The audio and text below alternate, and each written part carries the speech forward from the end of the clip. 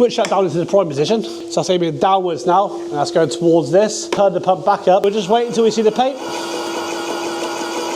Off it goes. With the gun, when you're pulling the trigger, you want to keep that on when you're about to put it into the spray position. Once it starts pressurizing, some people think they see the paint. They go, oh, the pump goes do do do do do do do do, and then you go, oh, it was, and then you put it again, and it just kaboom. So the best thing to do is pull the trigger all the way back, slip the safety on the gun forward, and then that trigger will stay on the whole time. Aim it down the side of the bucket, and then turn it up. Yeah. And then you've got free hands then. Watch it as it's going through, look. You'll see it's just water at the moment, because it's what was left in there last time.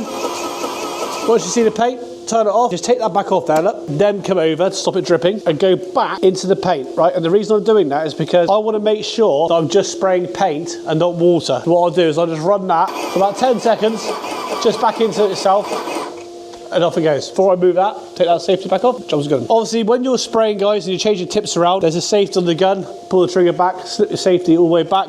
That's going to stop you pulling that trigger. Obviously, the last thing you want to do is inject yourself with paint. The guy in America actually grabbed a hose, paint went in his hand, shot the back of his neck. Very dangerous. Make sure that your safety's on when you're changing anything around.